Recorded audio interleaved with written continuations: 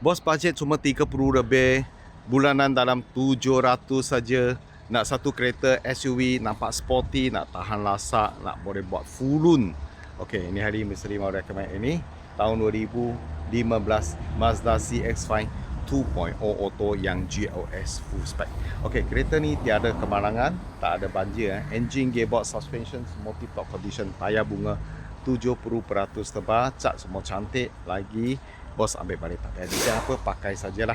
Okey, ini hari juga nak jual harga termurah di market Malaysia, 36,800 saja. Boleh buat full run kalau bayar dekat 6 tahun, lebih kurang 700 lebih saja. Okey, sekarang misteri review ini kereta kasih bos lagi.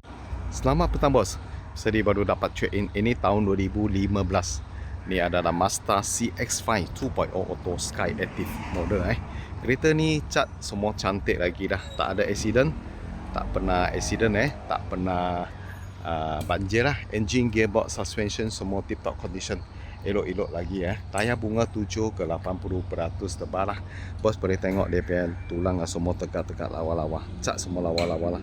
Lampu boleh tengok kiri kanan semua tak ada pecah, tak ada crack, tak ada kuning-kuning dia. Memang cun-cun cantik elok Bos ambil balik tak payah bikin apa, pakai sajalah. Okey, kita tengok dia satu round punya cat. Cat semua cantik lagi, nampak elok-elok tak ada kemik-kemik, tak ada cala-cala semua lawa lagi, nampak.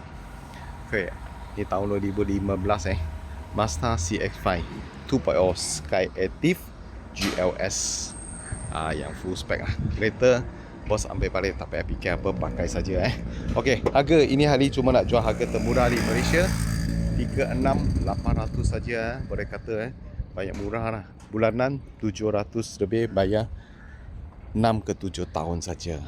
Kalau bos minat ini kereta nak buat full run, boleh datang jumpa.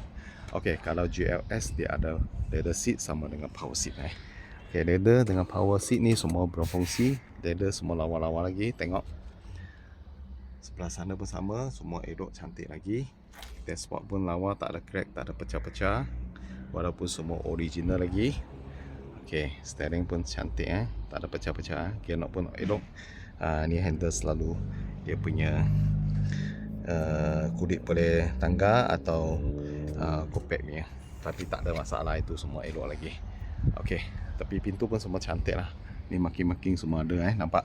Okey, tahun 2015, harga 36,800 saja boleh buat full run, bulanan 700 lebih, bayar 6-7 tahun lah. Kalau ada bos suka ini kereta, nak buat full run, boleh datang jumpa, tak ada masalah. Thank you for supporting.